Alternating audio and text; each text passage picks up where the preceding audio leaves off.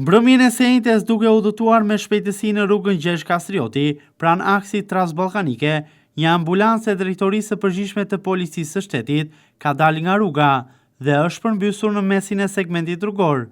Në brendësi të saj në momentin e ngjarjes ka qenë vetëm drejtuesi me iniciale SJ. Përpara se të përmbysej një rrugë, mjeti ambulansi i policisë së shtetit ka goditur 3 makina, të cilat ishin të parkuar aty, duke shkaktuar tek ato dëme të konsiderueshme materiale. Fatmirësisht, drejtuesi i mjetit ka shpëtuar pa dëmtime, teksa policia ka nisur hetimet për rastin në fjalë. Pas raportimeve, në vendin e ngjarjes, jurisdiksioni i trajtimit hetimor të kësaj ngjarje i ka kaluar Agjencisë së Mbikëqyrjes Policore.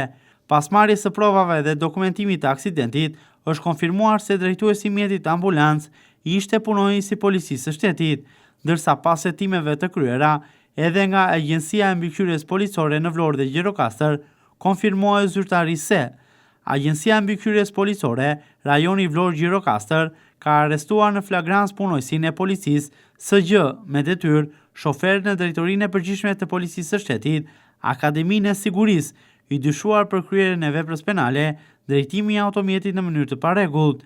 Arrestimi i tij u krye pas mbrëmjen e sejntes, rreth orës 23:45 minuta, në rrugën Gjergj Kastrioti, ka humbur kontrollin e drejtimit të automjetit, ambulancë tip Volkswagen dhe si pasojë ka shkaktuar dëme materiale në 3 automjete të parkuara në anë të rrugës. Nga verifikime në testi matës të alkoolit, ka rezultuar pozitiv në masën 1.16 mg. Materialet procedurale janë referuar tashmë në prokurori pranë gjykatës së shkallës së parë në Vlorë, e cila do të vijojë veprimet hetimore të mëtejshme.